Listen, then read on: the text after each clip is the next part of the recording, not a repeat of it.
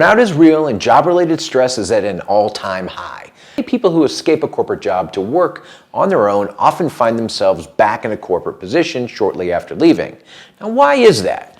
Well, it's usually as a result of inadequate planning. And I'm Andy Contiguglia, the founder and the owner of the Contiguglia Law Firm here in Denver, Colorado. So let's break down the best way that you can pivot your career from corporate to freelancing.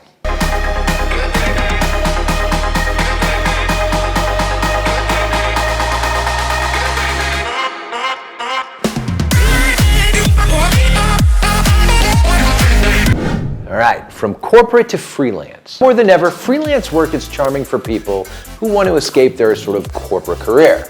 But burnout is real and job-related stress is at an all-time high. So many industries are offering adventures that people can pursue as a freelance career. But it's not as simple as it seems. Freelancing is actually very hard work, and many people who escape a corporate job to work on their own often find themselves back in a corporate position shortly after leaving. Now, why is that? Well, it's usually as a result of inadequate planning. Like many new businesses, pursuing a freelance career requires structural, legal, and financial planning to have a chance of success. All right, let's first talk about the pros and the cons of moving from corporate to freelance. Now, why is this move really so alluring to you? What are the blind spots that people aren't recognizing? Let's go through the pros and the cons. The pros: freedom, control, unlimited potential in starting a freelance business. There's a lot to offer you, and if you're ambitious enough, you can pursue it. As for the cons, the responsibility for everything from health insurance to business taxes, wearing all of these different hats, freelancers take on all aspects of the work, whereas a corporate structure often has an entire team, specialized individuals handling things like accounting and marketing. When you go freelance, you take on all of that yourself. So what can you do? Create a business plan.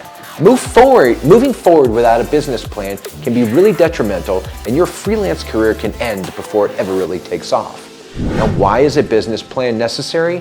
Think about it this way.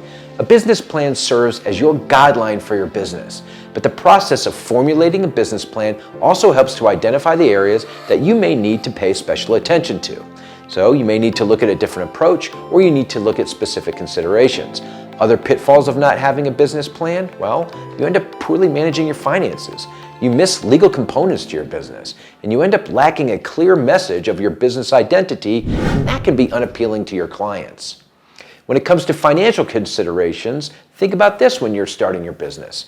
Your personal finances versus your business finances, these need to be kept separate. The risk of mixing these can have huge tax implications. The considerations made for your both personal and business finances, you need to be legally compliant. Commingling your funds can lead to disaster. Of mixing your business and personal, tax implications, so the considerations must be made for both your personal and your business finances. Keeping those two separate is imperative. Now, what about the legal considerations when starting a freelance business? What business structure is really best suited for a freelance business? Should you be an LLC? Should you be a sole proprietorship? Should you go for a corporation? Partnership? Listen, depends on your industries. Every industry has a different regulation for your best practices. All right, different industries have different regulations and also best practices.